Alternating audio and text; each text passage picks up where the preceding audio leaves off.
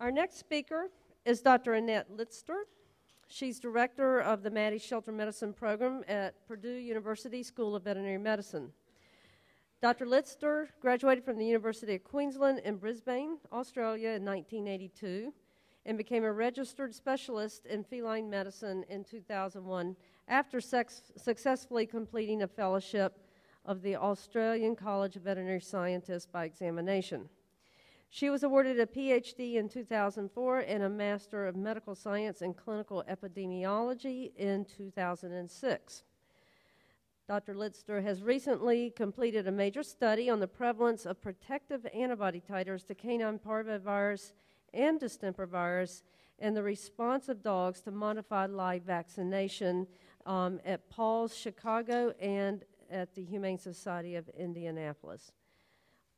Dr. Litster's session is sponsored by Merck Animal Health, so I would like to really recognize them and thank them for their sponsorship of this talk.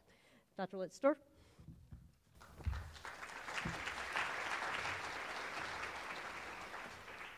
Thank you very much, Cinda, and thank you very much to our sponsors and also to the Maddie's Fund and to the University of Florida Maddie Shelter Medicine Program, who have been just wonderful colleagues, friends, and a constant source of inspiration to me and I'm sure to everyone here in this audience.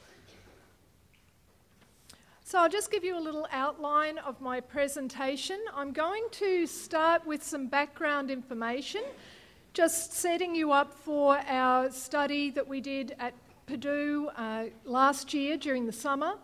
We'll go through the recommended vaccines for shelter dogs, what the different kinds of vaccines are and their advantages, disadvantages, possible causes of vaccine failure, things that you don't want to do. Do what I say, not what I do, perhaps. Protection by vaccines in an outbreak, what can we expect? And then we'll learn about the major project that we went through last summer assessing vaccine response in shelter dogs. So, our core vaccine for shelter dogs are distemper, hepatitis, parvovirus, parainfluenza, Bordetella. Generally, we recommend that a combination of intranasal and also modified live Bordetella vaccine is given. Intranasal, perhaps give that first since it has a fast onset of action. And it's a good idea to start puppies in shelters as early as 4 weeks of age, 4 to 6 weeks of age, then vaccinate every 2 to 4 weeks until they're 16 to 18 weeks. Adults are vaccinated always on intake, and if you can vaccinate those animals even before intake, perhaps you've got a program where owners are giving you some kind of warning that they're going to relinquish animals to your shelter. You might have them on a waiting list. It's a good idea to make sure those animals are vaccinated before you actually accept them into your shelter.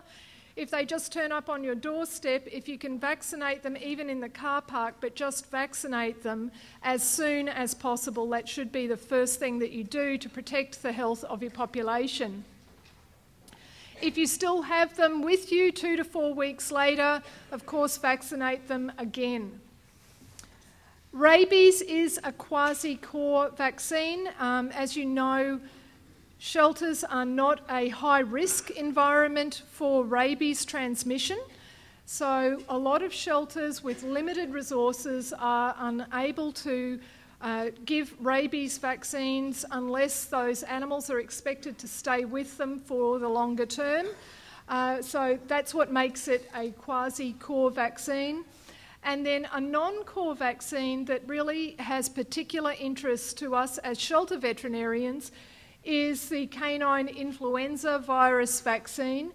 And that is a killed vaccine, and it is recommended for use wherever there is an endemic situation where we know that we have a high-risk situation, or where there is transport between shelters from endemic areas.